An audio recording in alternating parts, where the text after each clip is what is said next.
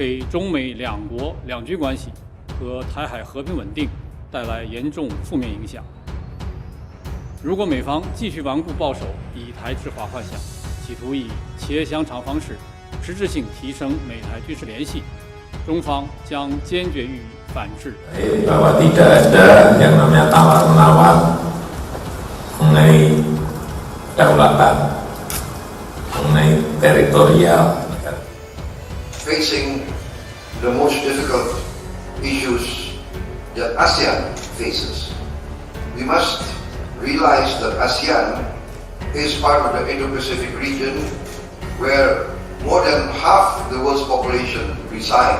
Nah, tetapi kita perlu pahami bahwa tidak semua negara ASEAN mempunyai sengketa dengan Cina. In our region, we must recognize the national core and strategic interest of the People's Republic of China.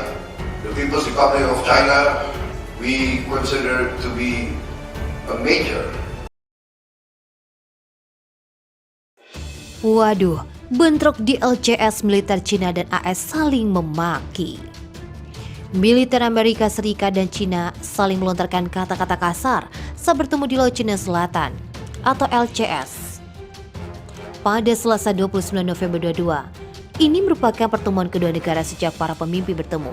Saat itu kapal perangkatan laut AS tengah melakukan operasi bebasan navigasi atau FONO pertamanya.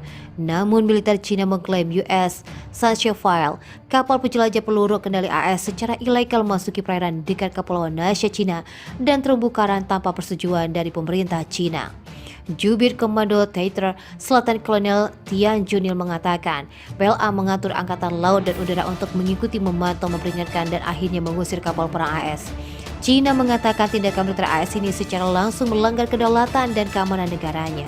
Di sisi lain, sebuah pernyataan dari Armada ke-7 Angkatan Laut AS pada Selasa malam menyebut PLA salah satu pertanyaan keliru yang perlu berlanjut pada tindakan AS di Laut Cina Selatan.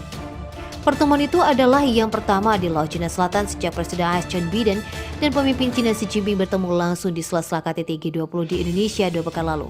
Setelah pertemuan itu, Biden mengatakan dia dan Xi membuat kemajuan dalam meredakan ketegangan di beberapa daerah tetapi tidak berhasil menyelesaikan serangkaian masalah yang telah membantu mendorong hubungan AS-Cina ke titik terindah dalam beberapa dekade terakhir.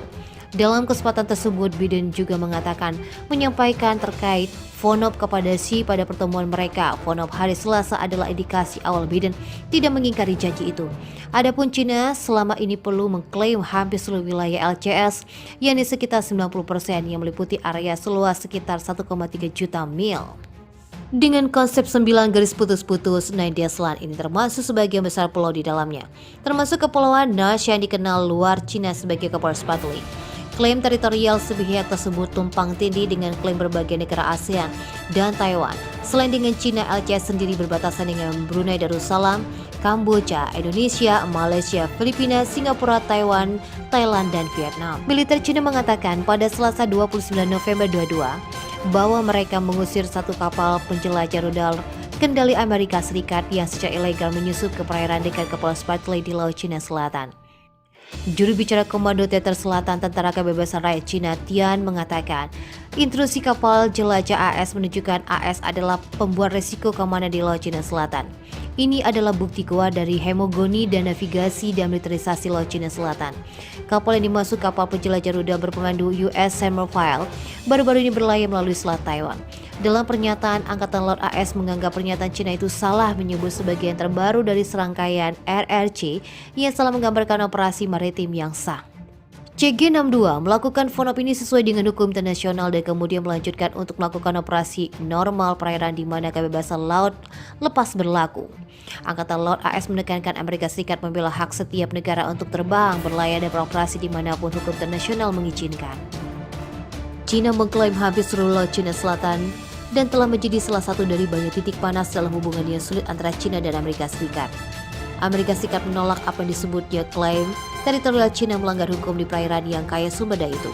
Kapal perang AS telah melewati Laut Cina Selatan dengan frekuensi yang meningkat dalam beberapa tahun terakhir dalam unjuk kekuatan melawan Laut Cina Selatan.